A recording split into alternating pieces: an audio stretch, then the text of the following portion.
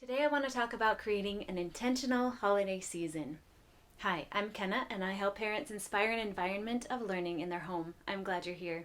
When you talk about creating an intentional holiday season, I think it's important to define what the holiday season is for you and why it's important.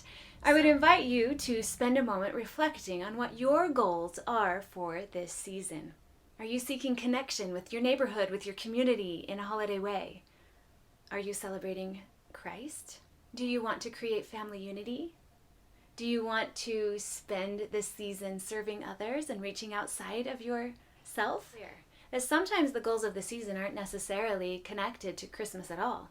I know for me in December, the classes end a little bit early in my homeschool community, and so December, for our learning time, we get to do a lot that is just geared towards things we're interested in and not necessarily towards the classes that we're in. And we've always had a lot of fun with that.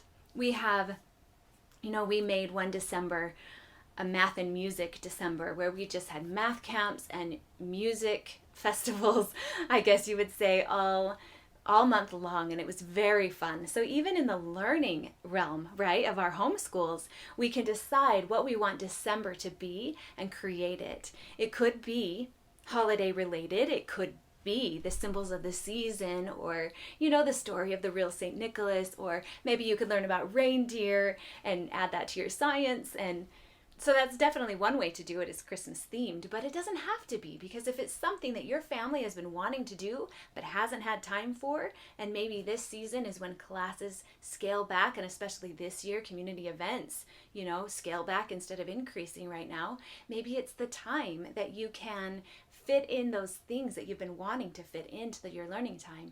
Maybe this is a perfect time for a unit study, a camp, something that is exciting and different and makes it unique from the rest of the learning time, the normal schedule.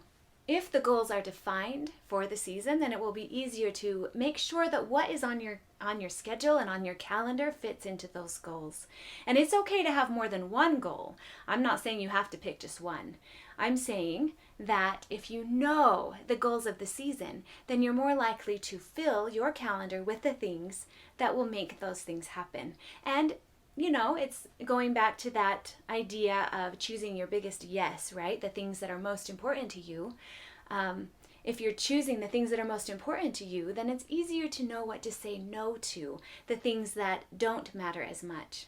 And this helps you make sure that what you do matches the values of the season for you and your family, and what you want you and your family to get out of it. If one of your goals is to celebrate Christ, then instituting an Advent calendar or a scripture study schedule that you use in devotional time might be appropriate things to add into your schedule this holiday season.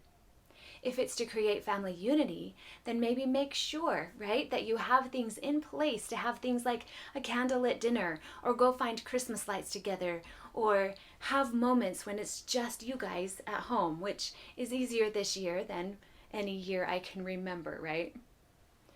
If one of your goals is to create connection with your neighborhood and your community, that's a little bit harder this year, actually, in this 2020 year.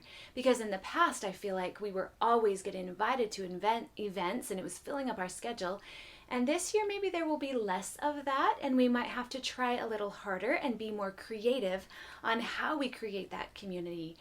But I do believe it can be done. It can be as simple as picking up the phone and talking to somebody and asking them how they are and spreading Christmas cheer that way. If one of your goals is to serve others, then maybe that's the time to pick a family to be a secret Santa for. Pick a neighbor to do some secret service for, or maybe some not so secret service. It's up to you, right?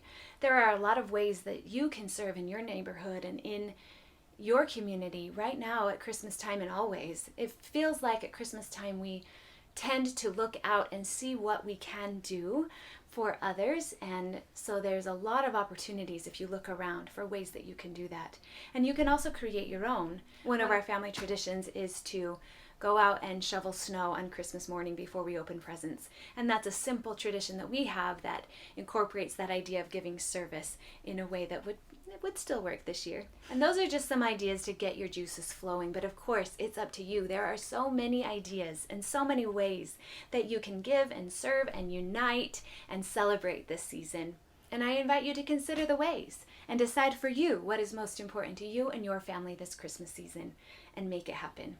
Thanks for watching. Here's to you for creating an intentional holiday season in your home. You've got this.